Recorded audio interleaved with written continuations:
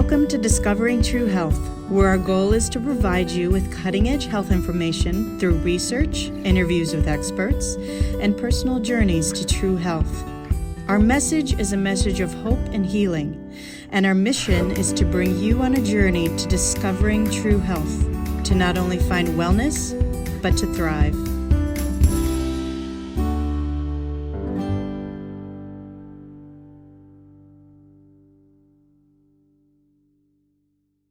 Hello, everyone, and welcome to Discovering True Health, your weekly deep dive into health and wellness. Thank you so much for being here. If you like this video, please like and subscribe. You can also check out additional information on our website. And if you have any questions, have a health journey you'd like to share, or a topic you'd like to learn more about, you can contact us on our Instagram or Facebook. We check them regularly, and we'd love to hear from you. All those links are below. Just a reminder, I'm not your doctor, so please don't take this as medical advice. If you have specific questions about your specific case and your healthcare, feel free to reach out to your practitioner. So today we have Mary Smith on as our guest. She's a COVID long hauler, also known as post-COVID syndrome, like myself, and she's part of the COVID long hauler support group that I'm also part of that has really helped us all so much. So thank you, Mary, so much for joining me today. I really appreciate you taking the time to share your journey with us. Oh, thank you for asking me. Of course. So today we're going to be talking about Mary's journey through COVID and her long hauler symptoms, as well as an exciting breakthrough she's had after 18 months of long hauler brain fog due to an anti-inflammatory diet that has helped her tremendously. And Mary's also been part of a program at the University of Birmingham, Alabama's post-COVID clinic. So she's going to be sharing with us what kind of testing techniques and therapies that have helped her and what she's learned from the doctors there. All right, so let's get into it. Let's start from the beginning. When did you contract COVID? How severe was it? What type of symptoms did you have? Well, I contracted it pretty early on, so in about mid-March of 2020, mid to late March. And so I tested positive on March 27th, which I still remember the date because it's sort of like seared into my mind. But my first symptoms were the GI symptoms, and then I started having these really like weird feelings in my skin, this like burning and tingling, sort of up and down my spine and the top of my scalp. It was at first, before I realized that I had COVID, I thought that they were symptoms of anxiety. Like, oh my gosh, I'm so terrified that I have COVID that I'm tingling. But I was actually, and that's funny because that's sort of what we're taught, is that, weird symptoms must be something that are, in your mind or part of anxiety. And I totally fell for that on my own at the beginning of really having COVID. But I really realized that I was ill when out of nowhere, I had no fever, and then a fever spiked just like that. I could just feel my temperature go and just rise. And the temp stayed for about 4 or 6 hours, and then it was gone. And then after that, I just had difficulty breathing. I had gotten an oximeter from the health supply store to monitor my oxygen. And so I saw that kind of going down, and it would go down with activity. So my oxygen would be sort of at a normal level, and then I might walk around the house and it would dip down. And then I had like chest pains and all these kinds of things. The chest pains are pretty bad, and so following the medical advice, I went to the ER, and they couldn't find anything and sent me back. And then really at that time, there wasn't any guidance about what to do or any treatment. And so I just read all of the articles I could find online, the news articles about young, healthy people that died of COVID, to see what they had done. And a lot of them had felt that they were better after about 5 days and decided to go for walks or do something strenuous, and then died right after that. So I began to be on the lookout, like maybe I'm going to feel better, but I'm not going to be better. And that happened. I really felt great at one point and like so peaceful. And I later learned that that was my vagus nerve going up, which is part of the illness. So it makes you feel like you're not sick, even though you're sick. And then I know this is long-winded, but No, this is all great information. People need to hear all these things. So that's sort of what I learned, what causes that sort of crash and actually death during the acute phase is that your vagal tone goes way up, and so your brain doesn't recognize signals of distress. And did you find out kind of what sparks the vagal tone going up? Did you read any research about that at any point? Or I attended a webinar with some Italian neurologists, and it's a very technical, the thing that makes the vagal nerve, the vagal tone rise. So, and I can't recall that piece, but it does. And then, like I said, your body doesn't recognize signs of distress, and so then it doesn't engage those the compensation pieces, like raising your heart rate and raising your blood pressure to compensate for distress. So it basically, your body just lets you die because the vagal tone masks the distress. Wow. That's really amazing information. I've actually never heard that, but I have heard people, they go to the hospital sends them home, and then 2 days later they die, or they start feeling better, they start cleaning their house or vacuuming, and then all of a sudden they're like, crashing. Yeah. So this is absolutely fascinating that's connected to that. We're going to have to find the research to that and do a show. Yeah, well, I have an email. I can dig it up. Yes, share. And so then about 2 weeks after I tested positive, I started having these really strange like temperature dysregulation in parts of my body. So like this arm would all of a sudden get very hot and then very cold. And then the tingling up and down my, my upper back and lower back was pretty intense. And so I called a friend of mine who's a physician, and I was telling her what was happening, and she, and everyone was just saying, gosh, this is all so wild. We don't know what's happening. Scary. And the next day I woke up with numbness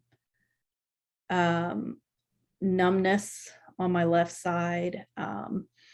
And I wasn't able to feel, like I bit my cheek and I couldn't feel, but I could feel it on the other side. And so I called my friend back and I was like, I'm having this numbness. She said, okay, this may be a stroke. Go to the ER. I went, and it wasn't a stroke. And still to this day, we don't know what it was. But whatever it was some kind of nerve damage that happened just like overnight. I still have symptoms from it. This numbness and tingling that sort of turns up and turns down depending on my level of stress and activity and how healthy I'm keeping myself. Wow. And I've heard a lot about inflammation causing the damage. The brain stuff and the nerve stuff can come from the inflammation, because it happens not just in your respiratory, but can happen everywhere, your brain, your organs, your nervous system, everywhere. So I mean, who knows what caused it, but that's interesting to hear. Did you at any point take any medications throughout this, or any supplements or anything that helped you? During the acute illness, no. I mean, I took like a lot of vitamins and broth and, every sort of like healthy thing I could dream up, quarantined at home,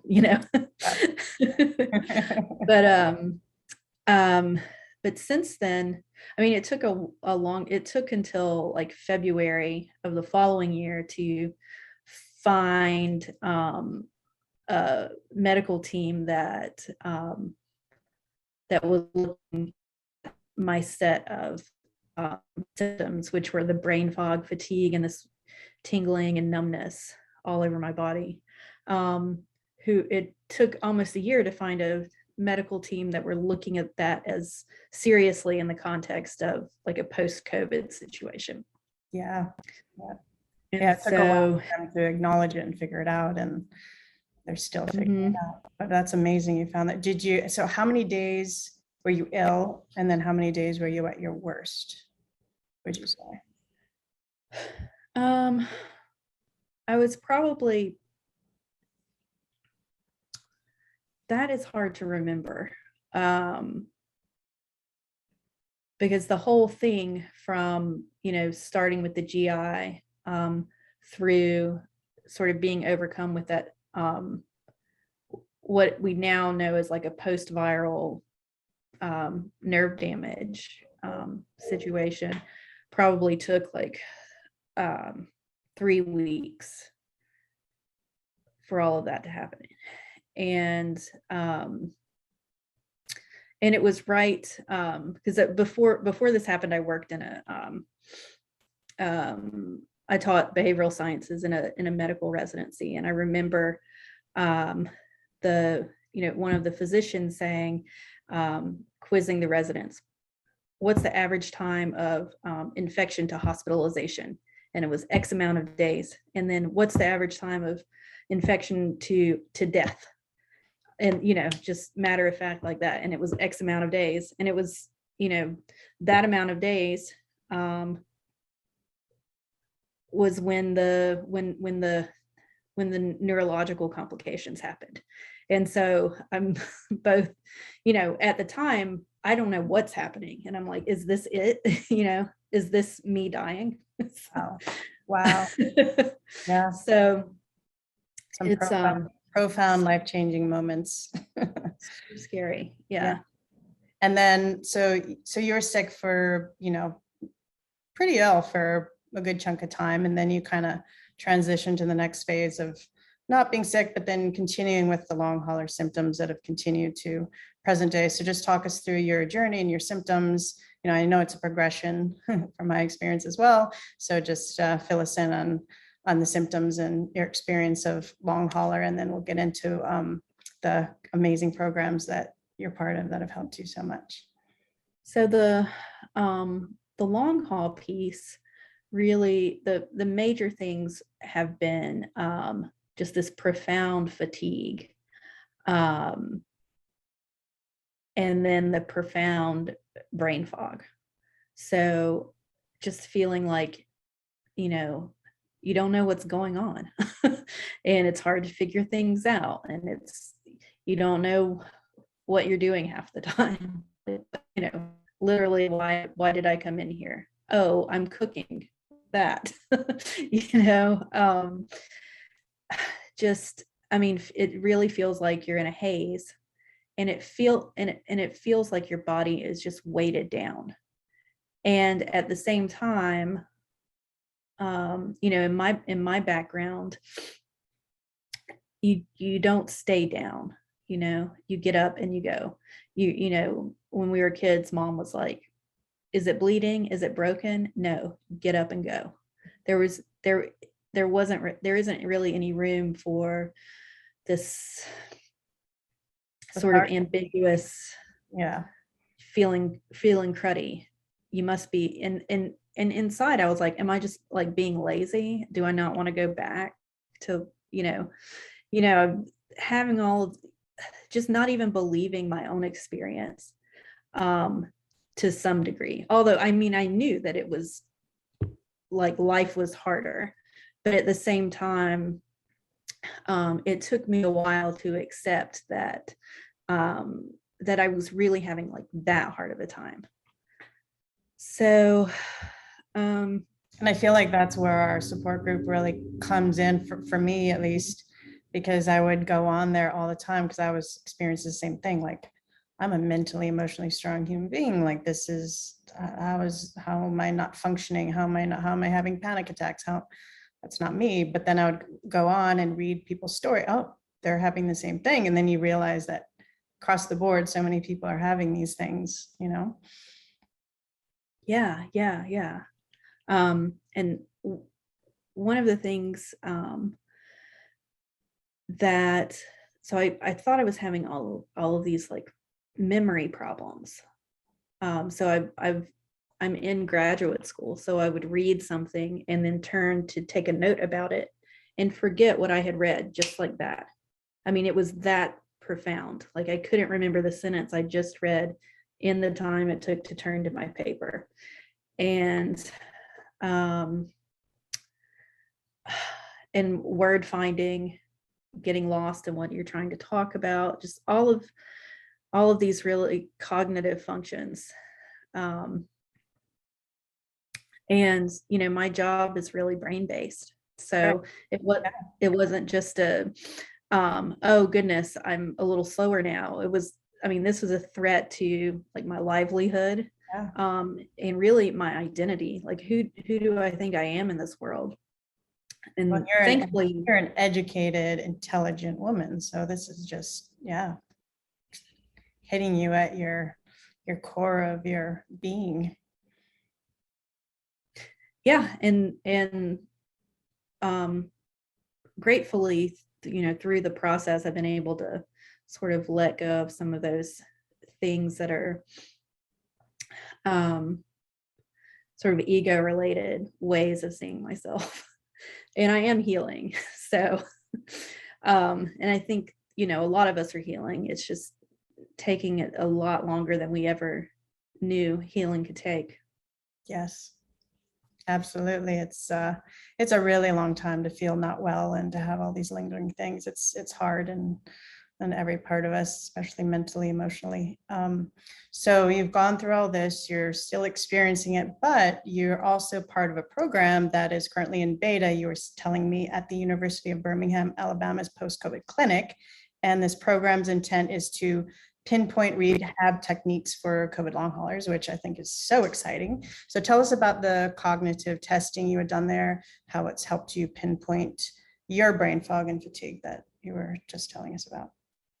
Okay, so Dr. Christine Locken is a neuropsychologist at the University of Alabama-Birmingham's health system, and she is a part of the COVID long haulers clinic. And so she and her team delivered this whole battery of neuropsych testing. It's all these memory and processing speed tests. So at first, when I was referred for neuropsych, I was kind of like pissed off, actually, because I thought, oh, okay, this is going to be another one of those things about how things are in my head. Right. But when I got a lot of at the beginning. And I've heard other people say that too. They want me to see a neuropsych, and I'm not gonna, but I felt that way. But I did it because I wanted to sort of cover all the bases.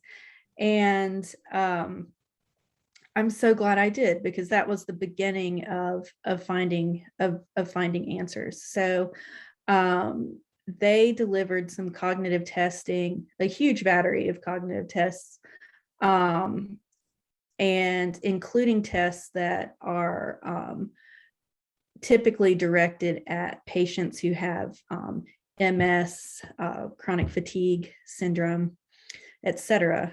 And it's the way that they detect the cognitive deterioration that comes with those conditions.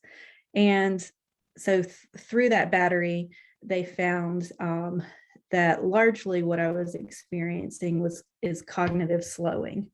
And so all of the things that were memory problem that I was thinking of as memory problems, is not being able to figure things out, was just simply slower cognitive processing. So if I had, for example, if I'm reading something and I'm going to write something up for school, typically, like in the past, I would read it and then I would go, I have a question about this. And then I would think through it and then go, oh, I get it. And then, but by last fall, that time span was more like I could read about it, at 10 o'clock in the morning, have a question about it, and then not really come to any conclusion. And then like later that evening at like 8 o'clock go, oh, now I get it. So, I mean, that shows you like how much slower the cognitive processing was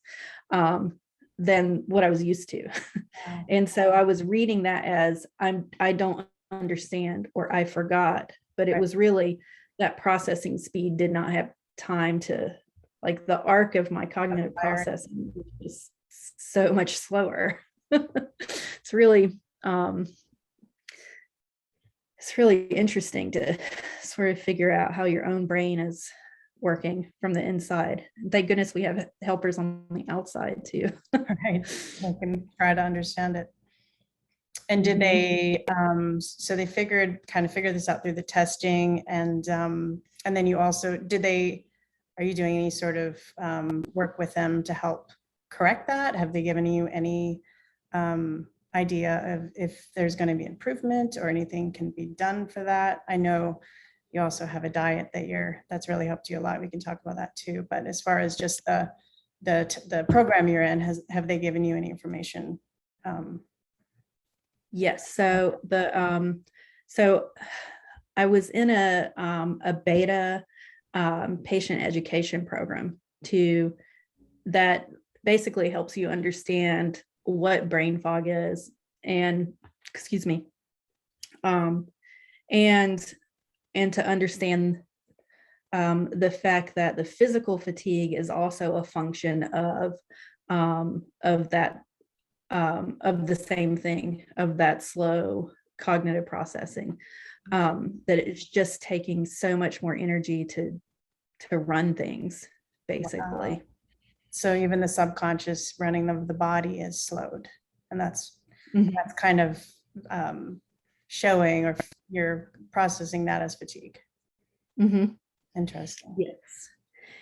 And so what they really focus on in this beta program is brain health and brain healing. And so you think you're going to the doctor and you're going to get some kind of medication or something that is going to shift things, which is a good thought and not a good thought at the same time. But what I learned from Dr. Locken's team is that I really learned what the meaning of like holistic health is, because you have all of these sort of inputs where you can either be gaining or losing energy from your system. And one of those inputs is stress level. And that's sort of like, yeah, no kidding, but it's so profound for people who are long haulers, because you know, all of our bandwidth is already being taken up just like being alive. So if there's external stress, then that brings it down. And it doesn't matter if it's like positive stress or negative stress, it can be great. But it's just, you know, overstimulating, we'll say. But then there's also the internal stress. So what am I thinking? How am I feeling? And that sounds sort of generic, but when it comes, like I was talking about, you know, how I was thinking about staying sick, like I was sort of questioning myself, and then I was feeling sort of ashamed for continuing to be ill, even though it wasn't my fault. And that, you know, all of those kinds of things work together to like drag on your bandwidth. And then also that physical stress of doing too much when, you know, you have a new baseline. So doing too much might be washing all the dishes at one time at this point in life versus, you know, cleaning the whole house a year ago. And that's just an example. My partner would probably be like laughing, like, when did you ever clean the whole house? But Oh, I totally get it though. It's like in a video game, your little vitality strip is like cut in half, but then you don't know like the limit to it. You don't know like where it actually ends until you cross it. And then the next day you pay for it, or the next week. yeah, yeah, yeah, yeah. And you just, it's sort of, but I've gotten good at like feeling like being able to feel the limit coming, and you just have to notice that and then just stop and just like literally respect your limit, because you can't, I mean, it's the only thing that's going to happen if you go beyond what you're physically capable of is a crash that could last several days or a week even. And then what I learned from Dr. Lawkins' team too is that research says that when you physically overdo it, then you're actually setting your brain healing back. So there's a study, and please don't ask me for the particular study. Maybe we'll be able to dig it up later, but a study looked at people with brain fog, not COVID brain fog, but I think it was like chronic fatigue. And so they did like light exercise. Some of them did light exercise and others did strenuous exercise. And the ones who did strenuous exercise were actually worse off after 3 months. And the ones who did just light exercise that felt like no exercise really, were showing cognitive gains over time. Interesting. So it's just really important not to push it, don't overdo it. Mm-hmm. Physically. Yeah, it's tough too. It is tough. And it for a lot of doctors and people, I'm sure it's a little counterintuitive, because it's like, well, you have all this lung damage, you got to get out, and you got to do, you also have this muscle atrophy because you haven't moved for a year. So you got to get out and start doing weight training. And, yeah, I mean, that is some really great information. That's really interesting. For sure. So some of the other things are literally feeding your brain. So eating for brain health. And so it was that neuro psych team that suggested anti-inflammatory diet, which I started following, and pretty quickly I felt a lot better, just at baseline all the time. And then so for an example of an anti-inflammatory diet is like the Mediterranean diet. But I don't follow like a specific anti-inflammatory diet. I just cut out inflammatory foods as much as I can. But after I was on that for a while, I kept thinking, I need to get some tahini. And I knew that it was like a Mediterranean type food that it was in, but I wasn't sure what it was. So I went to Whole Foods and I found it by the peanut butter, which I thought was weird because I thought it was like a yogurt type thing, but it actually is ground sesame seeds. And I thought, oh, well, for some reason I thought I needed this, so I'll start eating it. And after just 2 or 3 days of eating about 4 tablespoons a day, I mean, it was like, speaking of video games, it was like, I was one of the Mario brothers who like ate the magic mushroom, and I just like, you gain like 4 vitality lives. Yeah. Yes. I just started like functioning on, my level of functioning just like shot up in a way that was completely unexpected. And so I looked up, I was like, what is tahini? So I looked it up, and it was like all the articles were like great for brain health. So that was really a nice surprise for my intuition, I guess that's where it came from. And then it turns out that like eating it as a dietary supplement has been shown to like bring down cholesterol, and ostensibly through like mitigating inflammation, et cetera, et cetera. So it makes good sense that it would. Yes. I'm definitely gonna, I actually have some in my cupboard. I'm gonna start trying it now every day. I'm excited. So Yeah, it makes you I feel love like it holistic, like eating, the keeping the Mhm. stress down. And it's not, and like you said, it sounds simple, but it's when you understand what you've explained about the bandwidth and really understanding that, and then not doing too much is actually going to give you more progress. I mean, these are all really Mhm. great things. Yeah, it's super it is, I mean, it really is a relief to know that I'm like doing the right thing by chilling out. um And it's like and I can't really do anything more than that. So it makes you feel better mentally too. yeah, because then you think, oh, I'm doing what the moment calls for. And Yes. I'm doing, You're serving so your instead of body, you're thinking like serving, I'm not doing something or I'm not getting these things done, I am healing myself. yes. I'm healing myself by doing less, and that's okay. That's what I need right now. Yeah.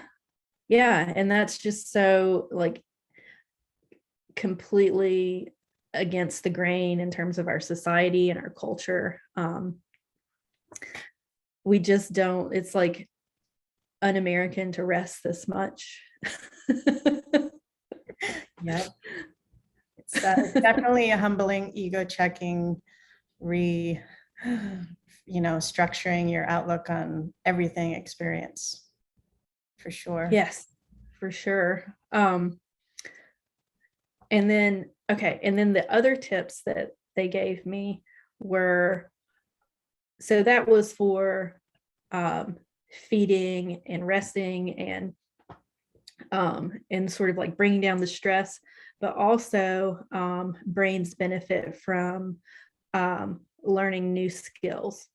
So they suggested um, that we practice a novel skill 3 to 5 hours a week, which is a lot.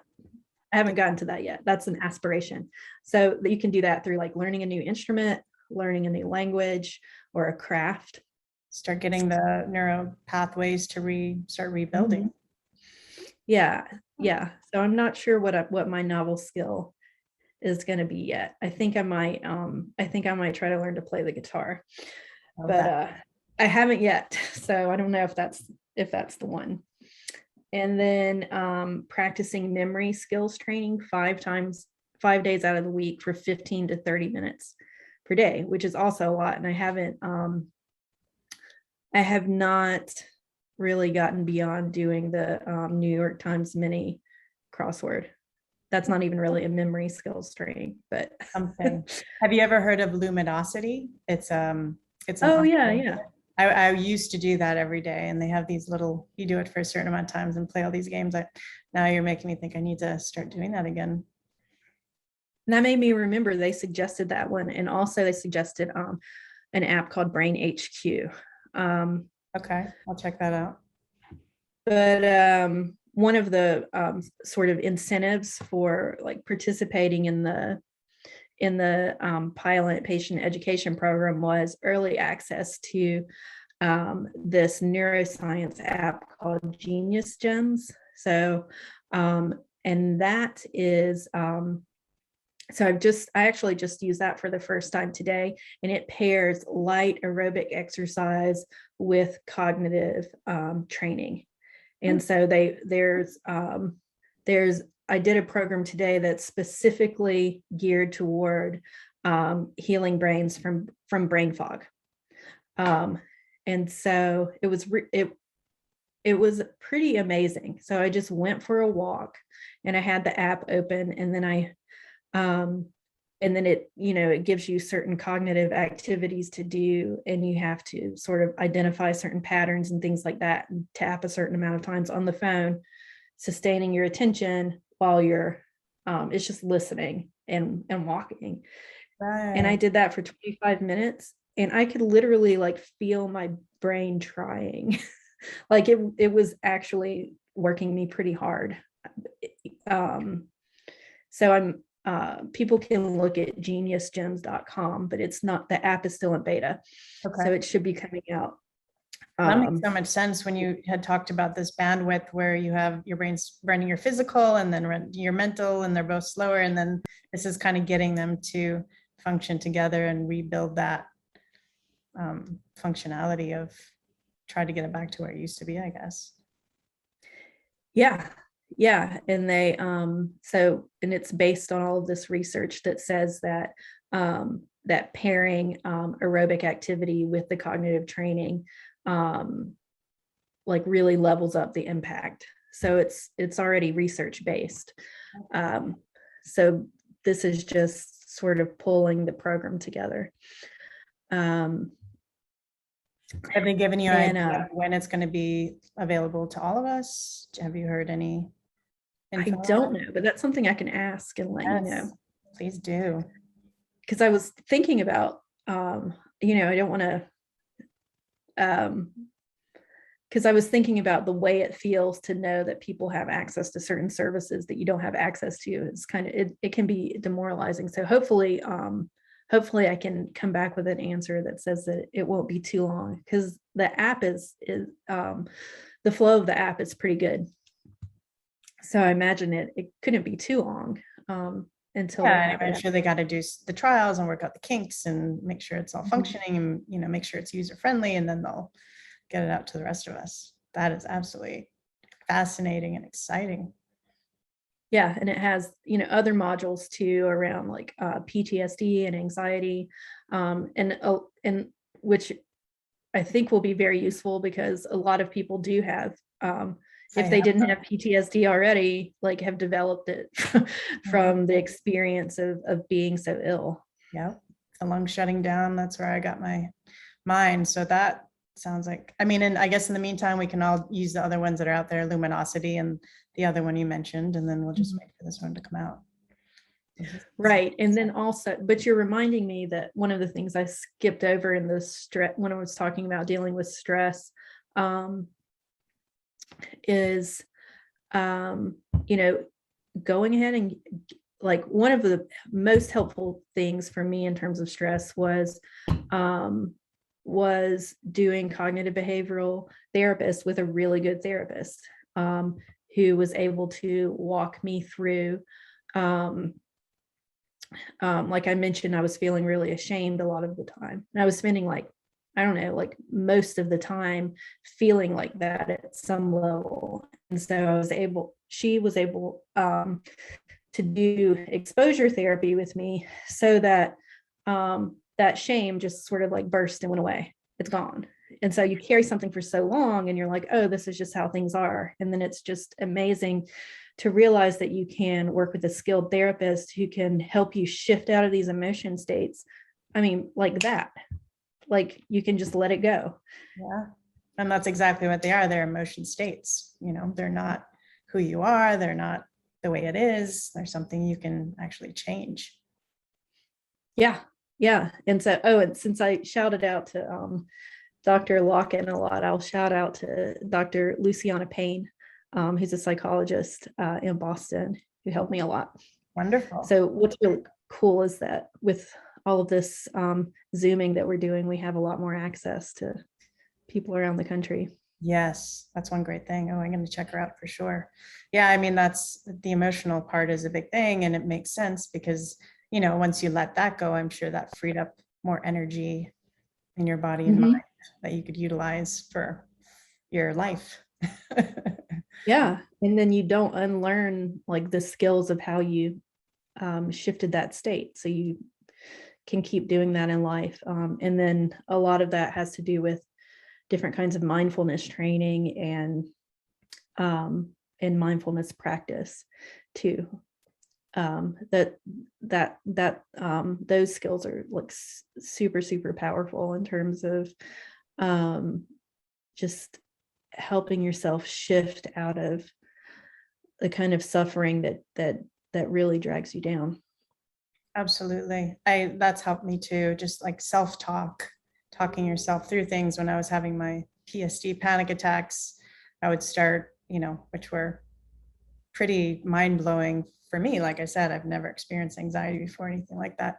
But, then I started trying to do small physical workouts. And then when I would start having a panic attack, I'd be like, well, you just did 10 squats and your heart and lungs function just fine. So you're, in your car sitting there, your heart and lungs are going to be just fine. So yeah, I mean, that mindfulness and being aware of what you're feeling and what your thoughts are, it's so important with the PTSD and the anxiety and the negative emotions. Yeah, absolutely. And you mentioned, in the context of exercise with your heart rate going up, if your heart rate going up is the thing that was a big part of the trauma, and then you exercise and your heart rate goes up, your body doesn't know the difference between doesn't know the difference between squats and COVID. It just knows your heart rate's going up. Absolutely. So you have to teach your body, hey, your body's your child. No, it's okay. We're safe. Yes, you're okay. You're fine. This isn't the same thing.